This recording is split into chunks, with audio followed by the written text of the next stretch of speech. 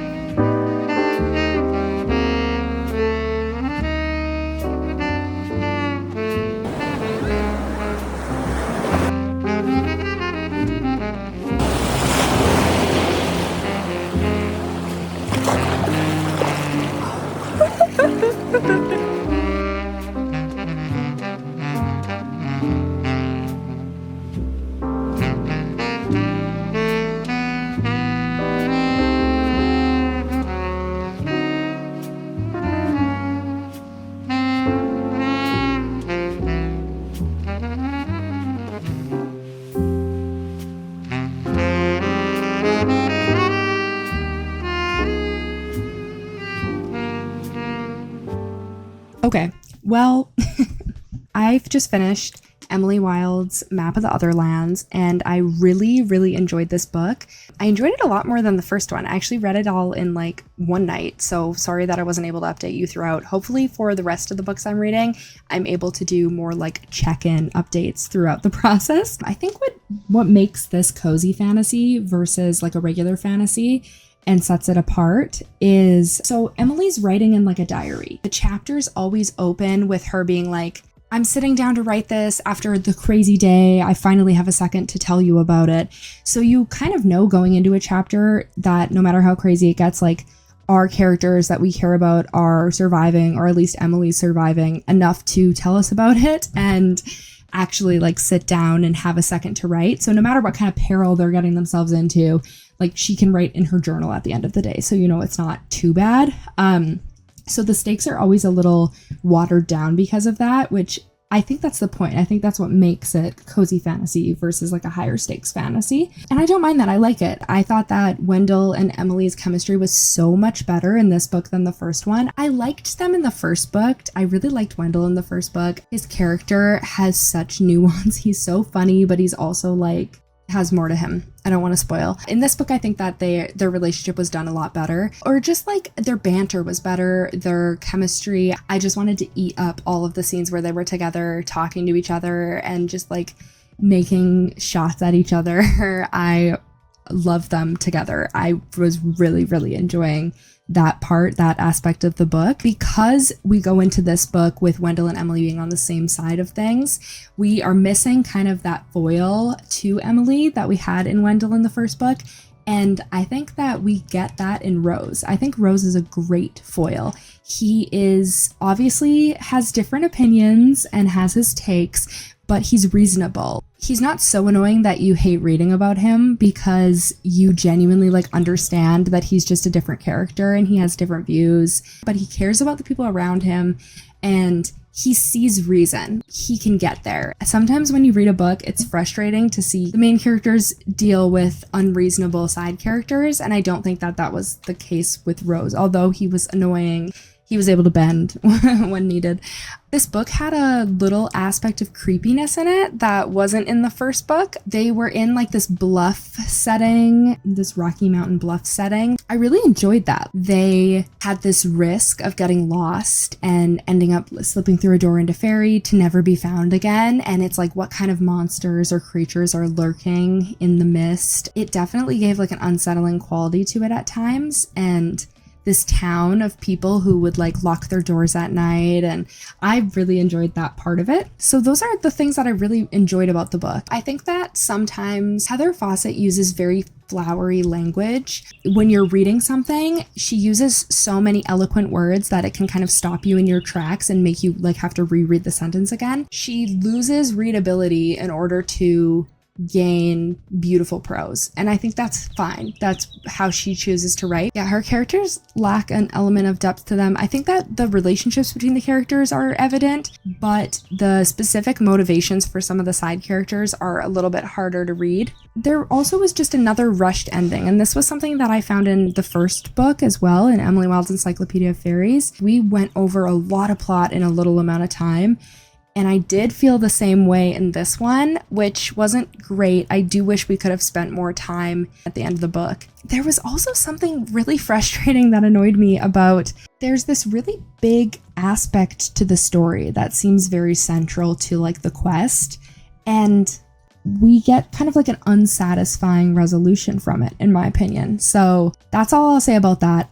Genuinely really enjoyed this book. Really enjoyed the chemistry between Wendell and Emily. Really enjoyed Wendell. Like, he's what a goofy name for someone that I'm like swooning over, but he was great. Like, the whole relationship between them is so good. And I also really like Emily as a character. I saw some people online say that they can't stand her as a character, but she doesn't bother me. I really like her as a protagonist. I see her motivations pretty clearly. She's just a little bit antisocial. She's like an antisocial, introverted gal. I think I'm gonna give this, because of the rushed ending and the lack of exploration we had from some of the characters, I'm not gonna give it a 5-star, but I do think it's gonna be a solid 4 for me. The last book was only a 3, so this is definitely an improvement, and I'm super happy that I picked up the second book in the series. I don't think I'm gonna pick up the third one quite yet. I'm not super in the mood for that. Also, contrary to popular belief, I did bring this to the beach, even though I said it wasn't a beach read. I was going to read Apples Never Fall for my over 400 page book by Leanne Moriarty, but I was at book club the other day,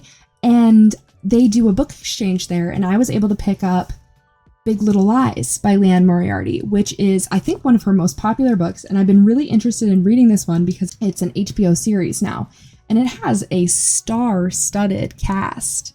We've got Meryl Streep, we've got Reese Witherspoon, Nicole Kidman, like so many amazing actors in here. It's also over 400 pages. I think I'm greatly helped by the fact that it's a mass market paperback. It probably isn't actually 400 pages, but this version of it is over 400 pages, which they're discontinuing mass market paperbacks, so that's sad. So we'll get to read one and own one.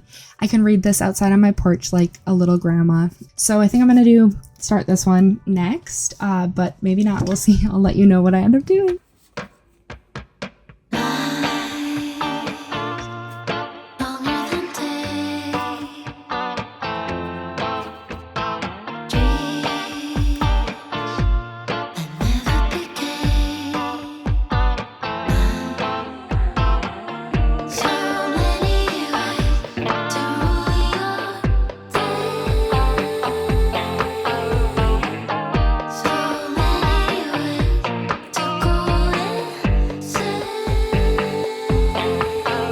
I'm going to the beach to read a little bit, so I have some work to do when I get home from like 3 to 11.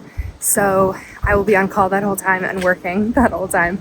So I need to take advantage of me not working by enjoying the first half of my day, which I'm really bad at doing. So I'm going to the beach. I also kind of like feel a little bit of a migraine coming on, which sucks. So I'm going to try to get out and do something before I'm like stuck at home.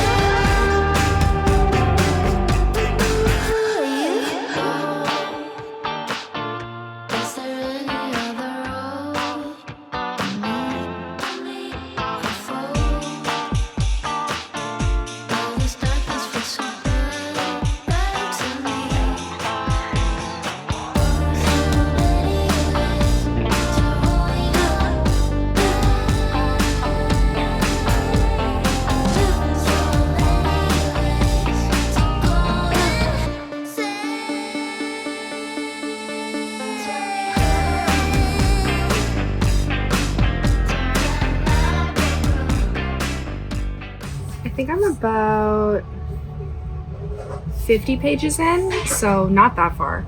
Let me actually go over the premise of the book. So this book is about a group of mothers who are all mothers for this primary school. And there's like drama and interactions within them, but something happens in the beginning of the book. It's on the back of the book, so I can say it. A murder happens, and that's on the back of the book, so it's not a spoiler. And they're all wrapped up in it. Something that really cool that this book does is it kind of like will open the chapters with a little bit of dialogue from some of the moms as the detective's interviewing them.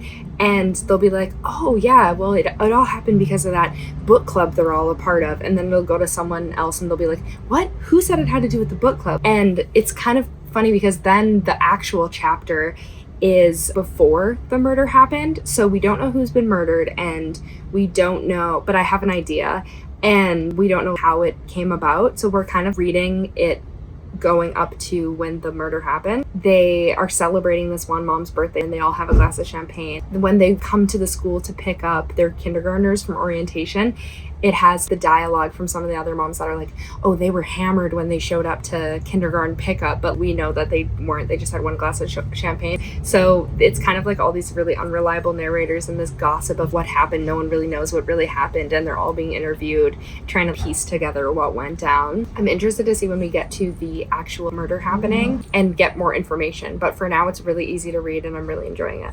My hair looked absolutely crazy in that last clip, and I don't think it's much better now. It's like so frizzy. I need to get it done so bad. Hopefully that wasn't too distracting. Now we finally got a date. We're 5 months before the murder happened, or the death. They're not calling it a murder because it might not have been intentional. You guys, it took me so long to get everything ready. My Logitech app was not having it. Ignore my extremely messy bedroom. I'm currently doing a closet clean out, so there's a lot going on back there, but I needed to record this clip because I just finished Big Little Lies by Leanne Moriarty. I have some thoughts. First thought, there's a murder that happens in the very beginning of this book, and we spend like probably 97% of the book flashing back and leading up until the day that the murder happened. I know I've read books like that before where there's like an inciting incident in the first chapter and you kind of read up to that incident. I don't know why, but for some reason this one felt about halfway through the book, I was just like ready to know. I wanted to know who died. I wanted to know what happened and how like all the drama accumulated. And I do understand, having finished the book, that we needed to get all these little pieces from all these different characters for it to fit together so well. But I almost kind of feel like the payoff wasn't worth the huge long wait, because I found myself rapidly reading as fast as I could to try to get to what happened instead of actually enjoying where I was in the book. There was a book I read one time that this reminded me of a lot in this way. None of This Is True by Lisa Jewell. This book was more enjoyable than that one. I did not like that book. I didn't really enjoy the material, but I wanted to know so bad what happened at the end of the book that I kept reading it, and I was just reading to get to the end of the book. So it reminded me of that, but I definitely enjoyed being in this world a lot more than I did with that book. I'm not an author, so I don't know how to explain it, but you can just tell when you're reading a book that does that balance well. I think it has something to do with little mysteries that are revealed along the way.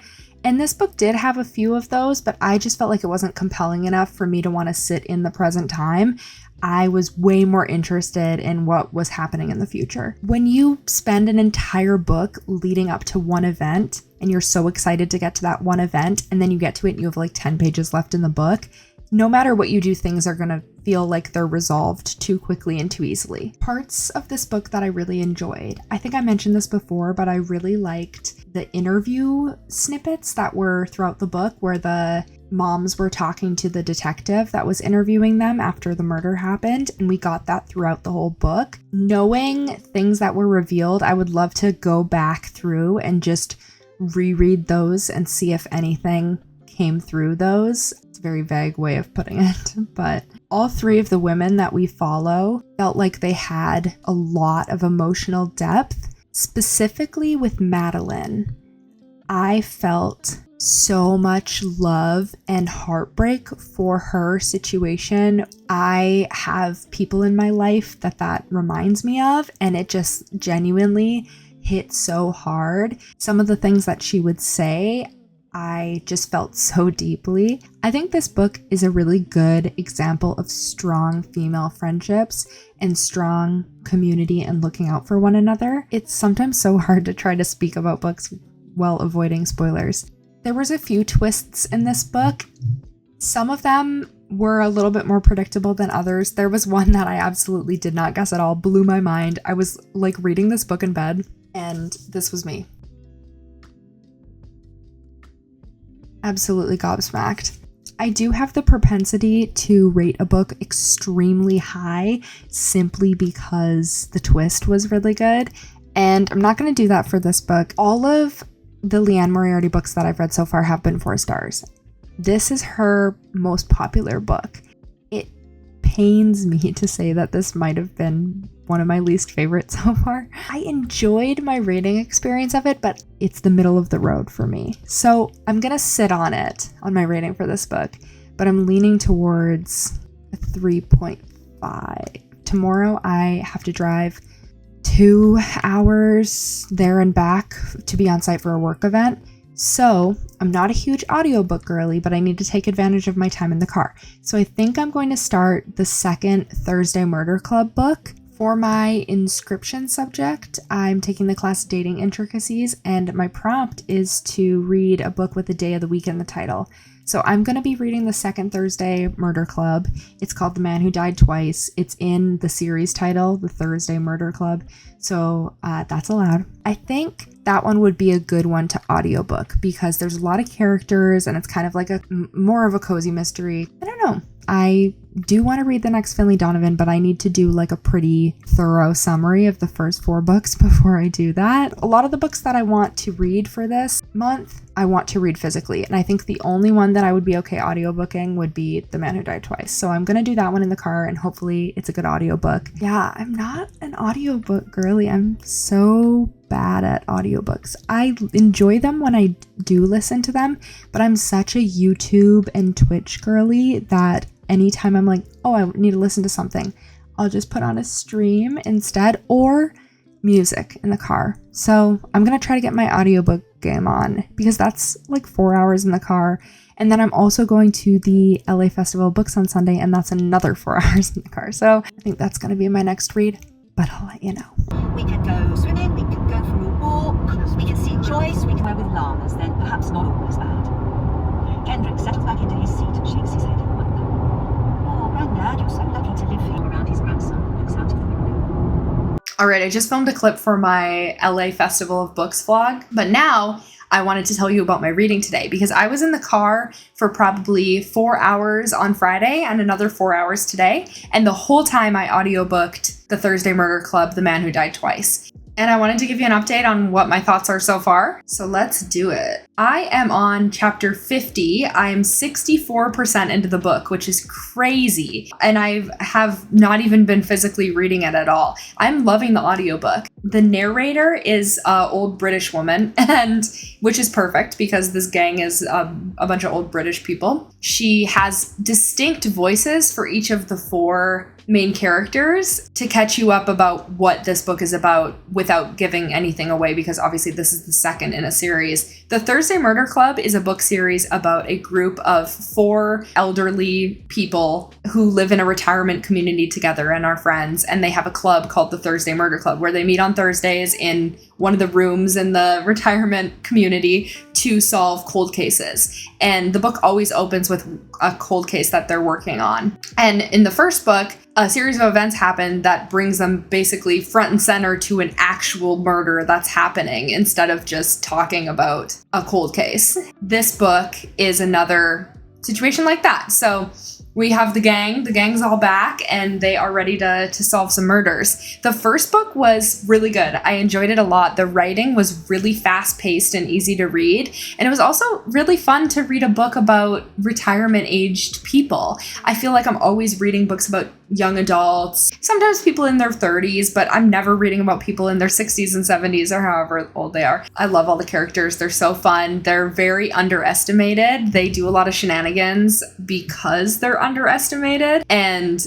people don't take them too seriously, so they're able to actually get a lot of sleuthing done. Yeah, it's just fun to read about that. It's fun to read about people that have a community late in life and their lives aren't over just because they're in a retirement home, and it makes you excited that life isn't over when you're older than 50 or whatever. The twists and turns this book takes is really good too. I always refer to it as a cozy mystery, but the first book had so many deaths and this book is also on pace, so I don't know how cozy it is. I just think like that the general tone is kind of like that cozier vibe, you know? Just kind of the writing.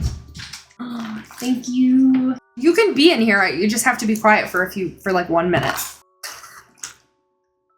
Yum! Yeah, the mystery of this second book is really intriguing already. I'm really excited to see where it's going.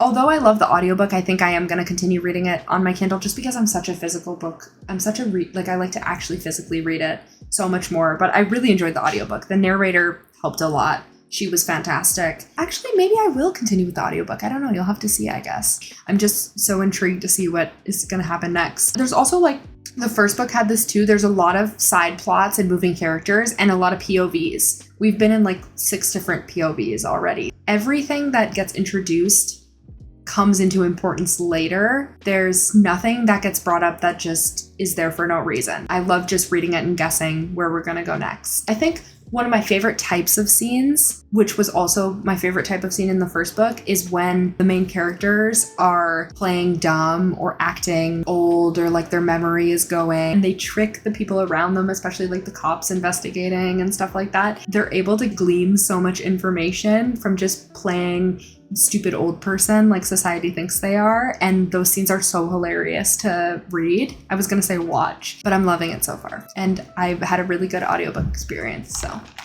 cheers to that.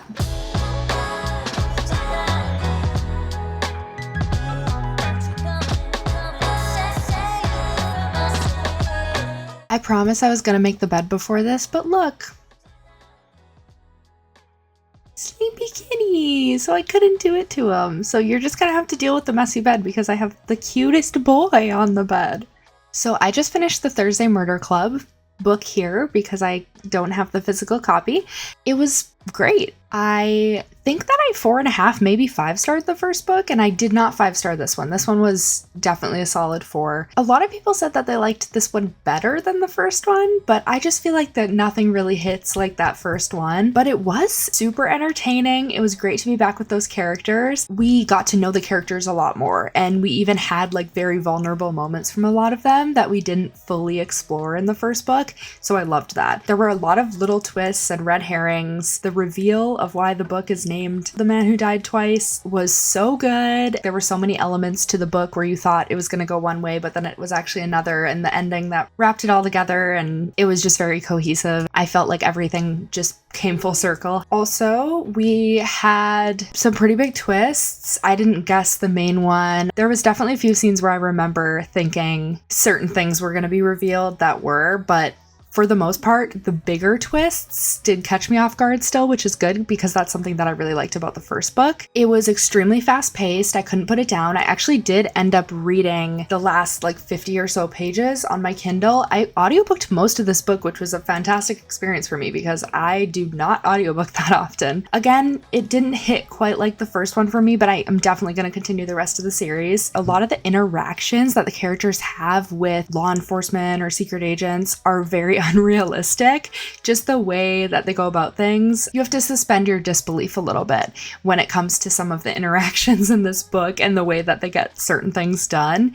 But at the same time, that's kind of the nature of just a fun mystery read. I'm super happy here. So I have read 3 books in this reading vlog, and it is about the middle of the month. So I have to read, let's actually look, I have no idea. Let's just do a little recap. So in this video, I have read a book for my March prompt, which I know I'm late on. I have read a book for my Art of Illusions class, which was Big Little Lies. I have read a book for my Inscription class, which was the one I just read, The Man Who Died Twice. and I need to read my April prompt, my lore class prompt, my February prompt, because I never did that, and my psionics and divination prompt. So like I said, it's about the middle of the month. I just have to read 4 more books before May 1st. So I feel like that's totally doable. I know I only read 3, but I was also reading Project Hail Mary because I wanted to see the movie, and a trashy romance on my Kindle. So if I just focus completely on these 4 books and I dedicate maybe one of my days off to just reading all day, I think I'm good. I think I got this. This might be my first readathon where I complete every single one of my reads, but we'll see. The next reading vlog might be a little more chaotic, so keep your eyes peeled for that. But thank you so much for joining me for this one, and this was fun. Let me know what you liked, what you want to see more of, and I hope that you enjoyed this video. Subscribe if you're not subscribed, like the video if you like the video, and I'll see you in a few days. Bye!